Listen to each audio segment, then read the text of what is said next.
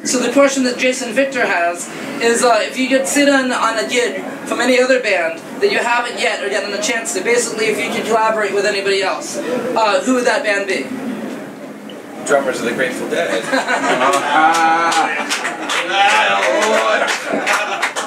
Samantha wants to know what's your favorite song, if any of you guys have a favorite song to play. I imagine that it probably changes on a night-to-night basis. I like Eyes of the World. This one, the groove is hot. I like more the groove is hot and real obvious, but I like the words. I like the sentiment, what it's saying. You know, to put out a positive vibe like that. I went to sleep with Eyes of the World in my head 2 nights ago after our show. Woke up with it in my head in the morning, sang it all day long, and went to bed again with it last night. You got locked into it. We played a whole Disco Biscuits show in between there. I came off stage and was just 3 days down, man. That Eyes of the World, that's a catchy ditty. Any song I play really well, or we really play well, is my favorite song.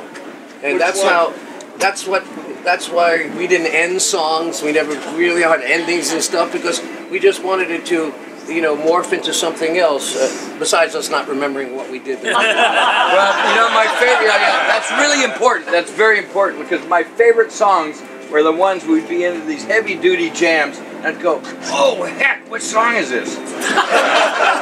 I know that the Grateful Dead were obviously a really big influence on you guys.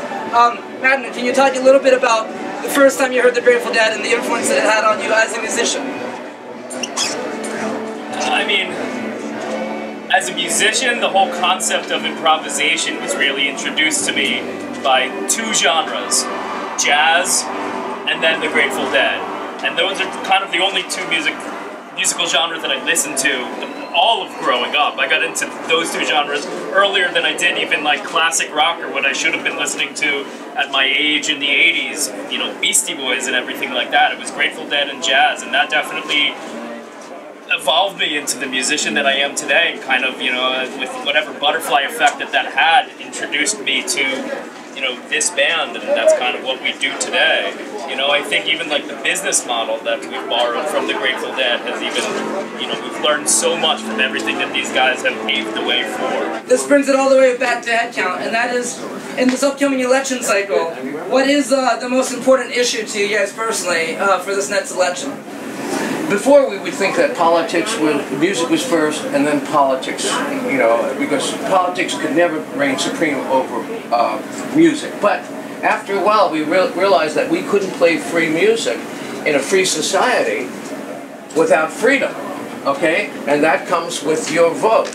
So that's what's the most important thing for me, is to recognize. I didn't vote for years, man, for years, until, you know, I realized this very thing, that this is one of the most important things you have. Grateful Dead could not exist now. We could not do the things that we did in this environment. Yeah, and I think to add on to that, it becomes so much more important in the midterm election, because I think what we've seen over the last 4 to 6 years has been complete and utter gridlock in Washington, where absolutely nothing happens. And the reason that nothing happens is because you have a Congress that has an under 10% approval rating, but then like a 90% rate of incumbency, like re-election. So the reason that happens is because nobody shows up to vote on the day, and then we spend 4 to 6 years complaining about how Washington can't accomplish anything because we've allowed, through gerrymandering and other situations, these people to basically re-elect themselves into Congress for generation after generation, and they're not representing us the way that we want to be represented. You can look at it in rhythmic terms, because there's no rhythm in Washington now. Democrats do not talk to Republicans. Republicans do not talk to Democrats. They lost the groove. Well, if we can get Congress and the Senate to drum together, I bet it would be a lot different. God, we're going to take a bunch of hand drums in there. You guys are in for a special treat tonight. Once again, a hand for the drummers from the Bridgeport.